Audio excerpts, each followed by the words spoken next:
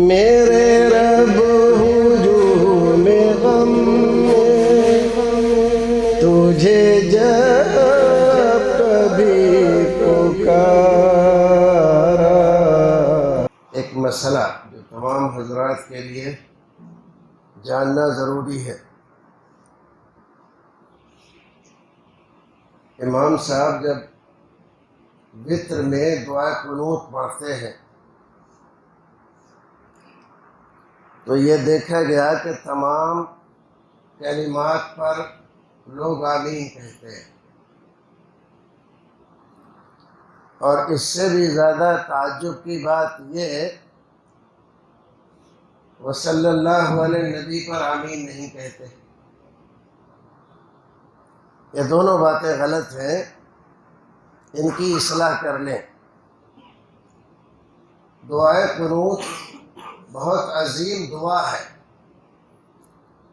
لیکن اس کا پورا حصہ دعا نہیں ہے۔ آخر کا حصہ اللہ رب العزت کی تعریف ہے۔ جب ہم یہ کہتے ہیں فَإِنَّكَ تَقْضِي وَلَا يُقْضَى عَلَيْكَ، تو یہاں سے اللہ رب العزت کی تعریف شروع ہوتی ہے۔ اس کے معنی کیا ہے؟ فَإِنَّكَ تَقْضِي وَلَا يُقْضَى عَلَيْكَ، اے اللہ فیصلہ تو کرتا ہے، تیرے خلاف کوئی فیصلہ نہیں دے سکتا۔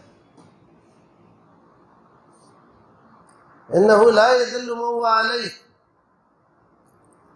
جس کو تو اپنی دوستی سے سرفراز کر دے اس کو کوئی ذلیل نہیں کر سکتا۔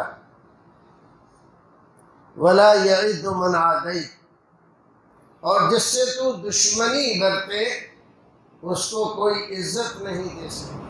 تبارک ربنا و تعالی، بابرکت ہے ہمارا رب اور بہت بلند اور رفیع ہے۔ یہ سارے کلمات اللہ کی تعریف کے ہیں، اس پر آمین نہیں کہی جاتی۔ آمین کا معنی ہوتا ہے اے اللہ ہماری اس دعا کو قبول فرما لے، اور یہ دعا ہے نہیں، یہ کیا ہے؟ یہ اللہ رب العزت کی تعریف ہے۔ تو ان کلمات پر آمین نہیں کہی جائے گی، لیکن آخر کا جو کلمہ ہے وہ صلی اللہ علیہ نبی، یہ دعا ہے جس کا معنی ہے اے اللہ ہمارے نبی پر